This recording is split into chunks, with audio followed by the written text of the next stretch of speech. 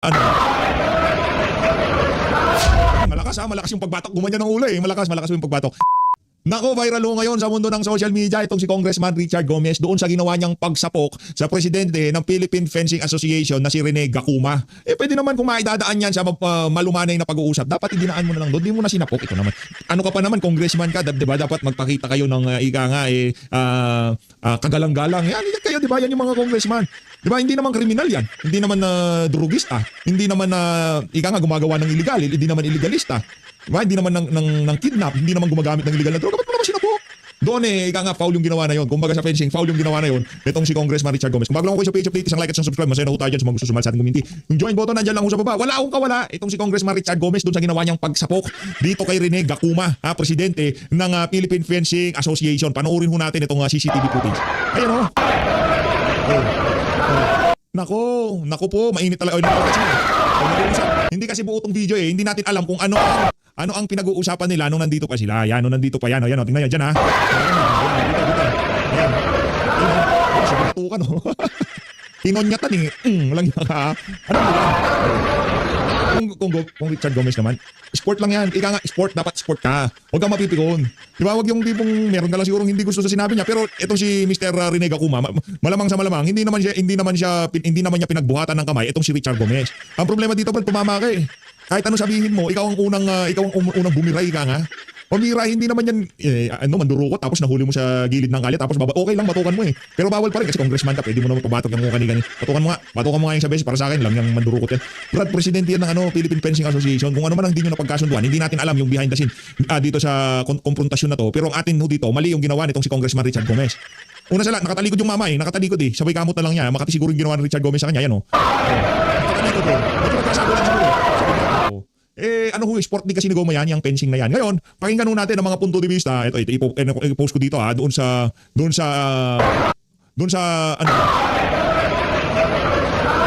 malakas yung pagbatok. Gumanyan ng ulo eh. Malakas yung pagbatok. I-post ko lang dito to, tapos igilid ko lang. Dahil lang pag-uusapan nun natin dito sa video na to, ang mga punto de vista nitong si Kong Jen at itong si Kong Nelson. Merry Christmas na dyan sa saganang mamamayan ha. Ang araw, pasyalan natin yung mga idolo natin na yan para makadaupang palad naman natin yung si Sir Jen at saka yung si Sir Nelson. Ito, panoorin natin ang kanilang mga punto de vista dyan sa ginawang pagsapok na yan itong si Richard Gomez dyan sa presidente ng Philippine Fencing Association. Yung Jen ang sinasabi natin. Oo. Meron ding, alam mo ba yung fencing? Yung iskrimahan. Iskrimahan yun? Oo. Yun ang laro namin ni Richard Gomez. Hindi ako siya tinalo eh. Ganun. Nag-iskrimahan kami dalawa. Si Richard kasi laro niya fencing din. Pero may hawak kayo espada? Wala espada. Iba ata iskrimahan yun. Bakit mo nasabi yung fencing? Kasi muntik na maging boxing yung fencing din. Nagka-personalan? Ay, nagka-personalan. Ha? Hindi tinusok nung espada. Alam mo ang nangyari? Ito pa lang si Richard Gomez. Philippine Fencing Association Director pala siya. No? Bisa siya na Philippine Fencing Association. Tama. Nagkainitan sila nung presidente ng Philippine Fencing Association. So, Director versus President. Dalawang tayo Pilipinas. Akala ko naman kalaban ng bansa. Si Rene Gacuma. Silang dalawa pang opisyal na nagkasunod. Nagkainitan. Okay. Ano bang nangyari? Ano daw? Pinagawa yun ng dalawa. Ayan, tingnan ba nangyari? Ayan, may mga pula-pula. Parang wala pa. Saan kayo nagte-text eh? Saan ba? Binatukan eh. Binatukan eh. Ulitin natin maliwanag ang kuha nitong sila Sir Nelson, parang buo tong... Kaya ba nangyari? Ayan, may mga pula-pula eh. Parang wala pa. Saan kayo nagte-text eh? Saan ba? Binatukan eh. Binatukan. Binatukan ba? Ayan. Diba? Yan. Naglalakad. Ano nga? Sino lang ng batok? Richard Gomez. Si Richard ba? Parang blurred eh. Medyo Richard Gomez daw yan. Tindig parang Richard na eh. Binatukan niya. Yun yung ano. Yung presidente. Binatukan talaga. Masakit yung Presidente ng Philippine Fencing. Philippine Fencing Association. Yan. Hindi naman dinatali dito kung ano talagang pinagawa yan. Pero sabi ni Philippine Olympic Committee President Bambol Tolentino, sabi niya, matatanda na yan eh. Sina Gomez at Gacuma. Meron pang batang sa'yo, nakablungan umawat. Ito lang, naawat agad. Matatanda na sila na lang, ayusin na lang nila yung pagkakaunawaan dyan. Akala ko pa naman, yung dalawang nag-iiskrimahan na magkalaban, hindi pala. At nagkataon, dalawang opisyal pa natin. Yes! Diba naman to? Kung Richard, ano ba, konting lamig, bilang isang mababatas, saka, alam mo naman, ito yung palakasan. Hindi ito, kahit na kayo nagkakasakitan dyan, hindi magandang makita sa inyo yung bagay na yan. Yes. Kayo pa naman ang dapat yung magsilbing mabuting halimbawa eh. Game official kayo eh. At saka kayo, si Goma naman, pare ko, ikaw isang mababatas ka eh. Di ba? Yan pala sa mismong competition venue. Passion Island, Kaya yun, may mga naka-ID na eh. Oh. Dapat siguro, ano kaya yung pinagtanong nila, no? Oh. Ito daw. Tsaka mas matanda yung, ano yun. Parang baka naman tinapik lang may nakitang lamok sa likod. Hindi kayo ganun? Oh. Parang ang kwento, ito. Attorney Mike Abundo, Mr. Chips Dairit, and myself, ano kayo kwento si yung binatukan? Oo. Si Gakuma. Kasi siya sumulat na siya ng kung ano nangyari. Went down from our seats. So, nasa upuan, bumaba sila in the gallery to present ourselves with the intention of also congratulating his recent silver medal achievement in the shooting event. Ayun. So meron isang malalaro na nanalo ng silver. Oo, so congratulate nila. Congratulate nila mismo si Richard Gomez. Okay. Congratulate. When I extended my right hand to congratulate Mr. Gomez, he planted his right foot on my left foot. O, tinapakan pa pala. Squeezed my right thumb very hard. Kasi pinisil niya daw. And said, who gave you the authority to replace that athlete? Na-take up nyo ito sa board meeting in my presence? Ay, minura pa. Ganun. So meron isang malalaro na parang dating, pinalitan nila. Pinalitan na hindi alam ni Goma. Bilang director ng Fencing Association. Okay. Gakuma added he managed to release his left foot that he was stepping on. And as he returned his back on him to leave, yung papaalis na siya. Tumalikod na talikod. Gomez reached out. Sinundan pa to strike the back of my head. Binatukan. With what I felt was a hard closed fist right hook. Nakatikom ang kanyang malakas nga, tsaka gumalaw yung ulo. Gumalaw napaganyan, nakita ko natin. Mabuti hindi na umalma si Gakuma. Hindi, tama yun. Tama yung ginawa ni Gakuma, di ba? Hindi na siya bumaba doon sa galit nitong si mas mahirap kung magpang-abot sila doon, di ba? Magkainitan sila lalo, mas mahirap yun. Okay na yung umalis na lang siya, linisan niya na lang. Yan, pinaka-the best na self-defense ho yan mga kababayan. Pinaka-the best na self-defense, pagka sinaktan kayo, kung kaya yung umalis na lang kayo. Di ba? Yung ginawa ni Gakuma na yan, the best yan, di ba? Hindi mo alam ang ginagawa mo. Wala ka alam sa pagiging atleta, sisipain kita dyan. Alam ko saan ka nakatira. May mga ganun pa raw na sa ay na nakaupo na at tinitingnan medical attention. Nako. Sobrang mainit ni Richard Atan, ha. Parang dinala pa doon sa SEA Games ang init na ulo nila, no? Oo. At saka nandiyan, dapat supportahan nyo na lang malalaro. Meron mga malalarong gusto, ayaw ninyo. Yes. Nandun na, nasa akto na eh. Sa kanila nila pag-usapan. Nako. Kaya ba yan? Baka maging ano pa yan, maging batayan pa yan para ethics complaint bilang sa mababatas. Di ba? Totoo. Diba? Hindi ito magandang, Okay lang mong batok. Okay lang mong batok. Pero walang ethics complaint yan. Pero yung magsalita labang kay Martin Romualdez, yun, sigurado ethics complaint ka yung ginawa ni Congressman Tito Barsal. Yun, sigurado yun. Pero itong ginawa na ito ni walang ethics complaint. Sabi natin, tama si Goma. Pero sa pagkakataon ito, parang hindi maganda yung kanyang aktasyon. Yung hinawi, una sa ugali. Sports po yan eh. Ang sports po ay karakter yan, tsaka disiplina yan eh. Yes. Kahit pa sabihin mo may maling-mali, yung kasama mo. Pero sa aktong ito, parang Goma, hindi ako pabor sa bagay na yan. Doon nga sa mismong laro, technical foul yan eh. Ayun, tinapakan yung paa. Tapos umalis, nakawala, hinabol pa, binatukan pa. Ayun na nga mga kababayan, nalipat na ho tayo dito kay Prof. Ana Malinduc. Uy, naku, yari ho ang ICC dito. Balita ho natin, magsasara na daw. Wala na, palayain nyo na kasi si Tatay Digong. Ano yun, nagsunod-sunod ang kamalasan ng ICC na yan. Noong, by the way, ano nga pala nangyari sa ICC? Nangyari sa ICI. Bigla ko tuloy naman yung ICI, no? Dito muna tayo kay Prof. Ana Malindugoy. Ito ho, bali-balita ho ngayon sa mundo ng social media na di umano, sa mga nangyayari dito sa ICC, talagang konting panahon na lang ang bibilangin. Malamang sa malamang, magsasara na sila. Dahil saan nga naman ho sila kukuha ng pera? Saan ho sila kukuha ng, kadalasan ho, yung yung mga perang nakukuha nila, ano lang yan, kumbaga donation. Wala naman ho talaga silang yung mga member country, nag-aambag-ambag para patakbuhin yung ano na yan. Yung criminal court na yan. Diba? Yung problema ho, kagaya ng bansang Venezuela, kung di tayo nagkakamali, nagtatangka na rin umalis dyan sa ICC na yan. Ngayon, yung patong-patong na sanction sa kanilang Amerika, paging yung kanilang mga judge, hindi na rin sila makagamit hindi na nila matransfer yung kanilang mga pera, yung mga asset nila, naka-freeze na. Kasama sa sanction na ipinataw ng Amerika sa kanila. Ngayon, mga kababayan, bali-balita natin, maraming nag-analysis sa social media na di umano, pag nagpatuloy itong mga kaganapan na to sa ICC, malamang sa malamang, magsasaraho yung International Criminal Court na yan, kung katawagin nila. Hindi na tayo membro dahil nga ang dami nilang pinakikialaman, yung tipong ang issue kasi dito ni Tatay Digong nung una. Ang pagturing nitong mga ICC na to doon sa mga developing country kagaya ng Pilipinas, kagaya ng mga bansa sa Africa, yung tipong kasi pag nagde-develop ka, maraming problema yan. May problema sa korupsyon, may problema sa droga, maraming problema yung mga kagaya natin yan, dami natin problema, number one, korupsyon. Yung mga yan, talagang pagka sinubukan nilang linisin o ayusin ang kanilang mga bansa, talagang dadaanan ang dugo dyan. Nandiyan na yung mga sindikato, nandiyan na yung mga kartel, nandiyan na yung mga talagang drogista, di ba? Mga magtitinda ng droga. Dahil sa gusto mo, talagang dadanak ang dugo dyan. Ngayon, yung pamantayan na ibinibigay ng ICC na to doon sa mga bansang first world country, yung yung develop ng mga bansa na, pinipilit ho nilang yung pamantayan na ginagamit nitong mga bansa na to na kung saan yung pinagdadaanan ng mga third world country na kagaya ng Pilipinas at saka yung mga taga Africa, hindi ho kagaya sa atin. Di ba? Pinipilit ho tayong pasunurin doon sa mga bagay-bagay na hindi pa aplikable base sa katayuan ng ating ekonomiya at katayuan ng ating bansa. Doon tayo nagkakaproblema diyan. Kagaya ng nangyari sa Brazil, di ba?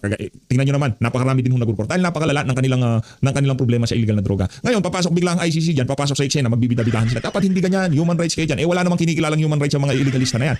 Kaya wala naman silang, for example, yung isang bata, kahit na masira buhay ng mga yun, wala naman silang pakialam dun sa bata na yun. Talagang pagagamitin nila ng nagbabaw na droga para makuha nila yung pera ng bata. Walang human rights. Pero itong mga, yung kanilang moralidad, parang sukdulan hanggang langit, hindi ko nila maintindihan yung pinagdadaanan ng mga developing country na kagaya ng Pilipinas. Kaya ngayon, marami ibang bansa sa mundo, naiisip na rin nung umalis dyan sa ICI na yan dahil nga dyan sa ginagawa nila na yan. Yung mga dapat na bagay-bagay na hindi naman nila pwedeng pakialaman, kagaya ng mga ginawa ni Tatay Digong, dapat nga hindi nila pakialaman yun. Hayaan mo ang isang presidente na linisin niya ang kanyang bansa. Talagang magkaroon ng crackdown dito sa mga illegalista na to sa Pilipinas. Pero sila mga kababayan, kailangan umeksena sila. Kailangan yung relevant sila ipakita nila para doon sa mga member state, member country, talagang tuloy-tuloy ang pagbibigay nila ng pera. Pantakin yung mga kababayan, manghihimasok na sila sa bansa nyo, tapos kailangan nyo pa magbayad sa kanila. Ganyan ho kalabo yung ICC na yan. Kaya hindi katakataka bakit umalis ang Amerika dyan. Dito na ho tayo kay Prof. Ana Malindugo. Ika nga political analyst ho talaga to. Isa ho sa mga pinakikinggan natin at talagang napakahusay magbigay ng opinion at mag-analisa sa mga kaganapan ngayon. Ito, girl! Vladimir Putin, habol na yung ICC judges. Anong tingin mo dyan, Prof, kasama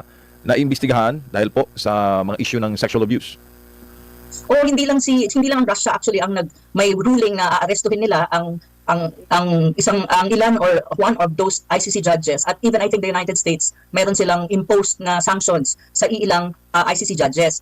Ang implication kasi ganito, ibig sabihin ang ICC is losing ground. Ibig sabihin the ICC is also losing credibility. Kasi take note, dalawang Russia is a superpower in terms of military, not necessarily economics, pero you look at two major powers na hinahabol ang ICC judges. So makikita natin na actually ang ICC is losing its ground, and at the same time nawawalan na rin siya ng credibility kasi kung titignan mo, may isang bagong bansa ang gustong umalis, at I think nag-file na sila ng kanilang petition na aalis na sila sa ICC, and that's Venezuela. So ganito may credibility crisis kasi talaga ang ICC, not only now but even before. Pero kasi one thing that is na in-issue ang ICC, but actually Russia is against it. So syempre they will do a move against the ICC. On the other hand, ang reason naman ng United States on trying to put sanction ay may kinalaman naman sa investigation ng ICC at sa United States to some extent, and even Israel officials. So may ganun na laro din ang United States at ng Russia. Pero overall talaga ang ICC, from hindi lang ngayon, even before, may credibility crisis na talaga siya. Kasi ang problema ng ICC, selective justice ang dating niya. Na kapag halimbawa, bansa na medyo mahina, third world, at gusto nila maging trophy kasi wala silang achievement,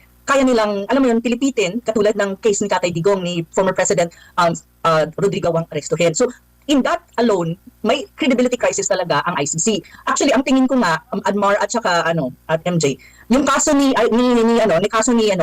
former President Duterte, ginagawang trophy ng ICC para lang may masabi siya na, look, mayroon kaming achievement. Look, mayroon kaming tao dito na tinatrial na very popular, not only in the Philippines but even across the world. So look, we have something na, it proves na may gamit kami, ay may ginagawa kami, at may silbi kami. So you need to fund us. Kasi ang ICC is an institution na it depends on the funding.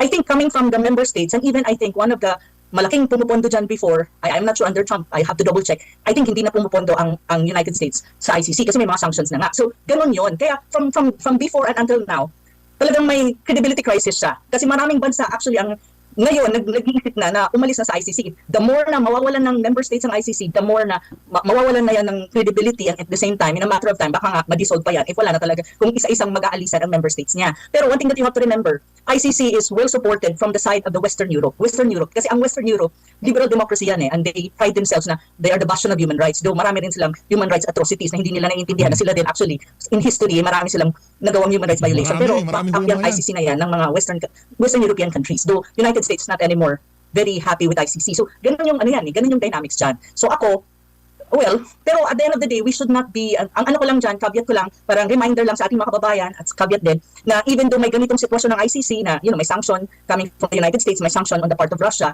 we need to remember na at the end of the day, siguro pag wala na talagang pondo yung ICC, saka lang siguro yan guguho, at hopefully, makalabas si former President Duterte. Pero we still have to, fight for for Tatay Digong. Tayo ay naniniwala dito na makakalabas na itong si dating Pangulong Rodrigo Duterte sa lalong madaling panahon. Huwag ko tayong mawalan ng pag-asa dahil ika nga ano pa naman yung ipanalangin natin siya at talagang umasa tayo na makalabas siya sa lalong madaling panahon. Doon sa ginawa ho niyang yung ginagawa ho niyang sakripisyo ngayon, malayo siya sa pamilya, magpapasko, di ba? Nakikita niyo naman no, yung ginagawa ni Tatay Digong pagka malapit ng Pasko. Yung mga tao sa Davao talagang inahanap-hanap po sila ngayong mga panahon. Lalo na siya inahanap-hanap po siya ngayong mga panahon na to. Kaya itong unang Pasko na hindi kasama ng mga Dabawenyo, itong si dating Pangulong Rodrigo Duterte, napakasama ho ng loob ng mga yan sigurado. Yung tipong galit na galit ho sila dyan sa sinapit na yan, itong si dating Pangulong Rodrigo Duterte. Ha? Ano lang, tuloy-tuloy lang ho tayo sa pananalangin para dito kay dating Pangulong Rodrigo Duterte.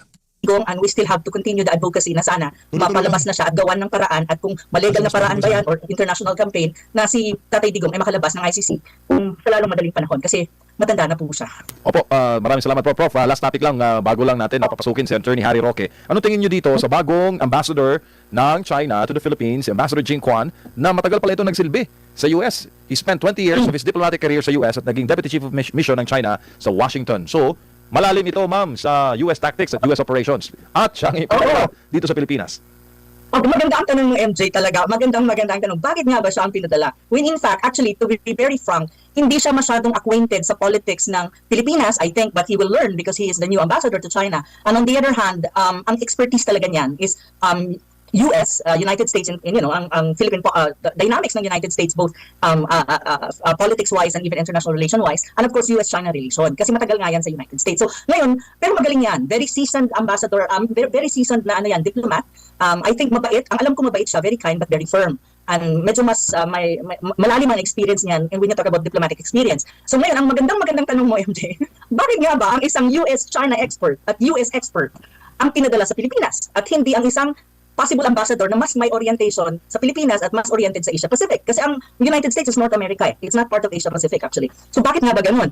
Kasi po, ang tingin siguro, ang katotohanan kasi dyan, even it's not just China looking at the Philippines, but even the rest of Asia Pacific and even the rest of the world is looking at the Philippines na we are very much under the influence of the United States. So parang ang mangyayari dyan, so parang siguro itong China, ang ginawa nila, okay, let's send someone who understands the United States so that he can actually better, probably be more effective in dealing with the current regime in the Philippines under Marcos Jr., which is very much under the influence. And to a greater extent, ang tingin kasi sa atin is parang semi-colonial ng Philippines in modern times. So kaya, siguro sa kanila, strategic-wise, it's good to send someone who understands the United States.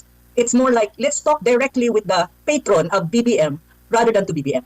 Opo. You know what? You know what I mean? Parang ganun yung ano niyan ganun yung dating niyan Kasi ako nagtataka talaga ako, sabi ko nung una, bakit siya ang pinadala Sabi ko, marami namang diplomat siguro sila na very oriented and very, and also are experts when you talk about Asia Pacific, and some of them maybe probably are very familiar with the Philippines. Pero bakit ito? So yun yung tapos iniisip ko, ito siguro yun. Yung na-explain ko kanina na, Opo. you know, Pilipinas kasi, ang perspective talaga from outside, hindi lang ng China, but really from even other countries, is the Marcos Jr. administration is heavily under the influence of the United States. And there are a lot of manifestations to it. So if you want to deal with the Philippines at this time under BBM, you need to have someone who is good and very an expert on about the United States or US expert, especially politics and their foreign policy. So ganun ang tingin ko. Prof, maraming salamat sa inyong oras at panahon sa uulitin. Ayun na nga mga kababayan, dito na una tatapusin ang ating reaction video. Maraming salamat ho sa pagsuporta sa PH Update. Mag-ingat ho kayong lahat. Mahal natin ang Pilipinas.